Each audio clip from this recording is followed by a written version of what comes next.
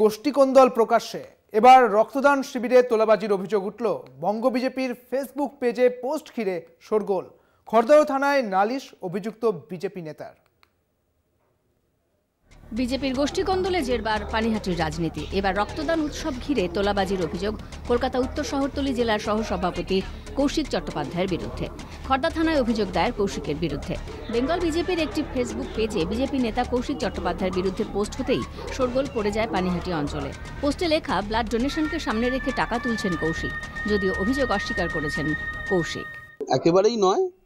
এটা যে পোস্টার কথা আপনি বলছেন, সেই পোস্টার নিয়ে আমরা অলরেডি সাইবার ক্রাইমে কমপ্লেন করেছি। সেটা নিয়ে আমরা মানহানির মামলা করছি ইমিডিয়েটলি। জাস্ট কালকে 17 তারিখটা কেটে গেলেই মামলা হবে। যারা এই ধরনের ফেক অ্যাকাউন্ট তৃণমূল কংগ্রেসের পক্ষ থেকে করিয়ে এগুলো করানো হচ্ছে, বিজেপির নাম দিয়ে ফেক অ্যাকাউন্ট করে তৃণমূল কংগ্রেসের থেকেই এগুলো করা হচ্ছে। যারা করেছে, যাদের অ্যাকাউন্ট থেকে করা হয়েছে, পুলিশ তাদের সবাইকে খুঁজে বার করবে।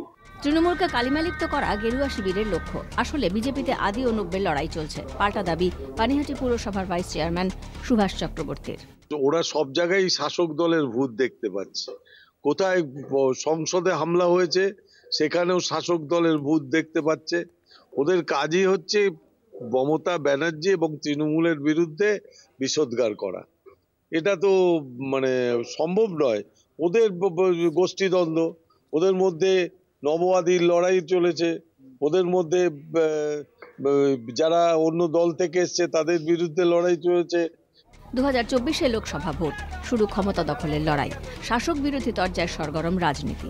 পানিহাটি থেকে জয়ন্ত মজুমদারের রিপোর্ট, কলকাতা টিভি।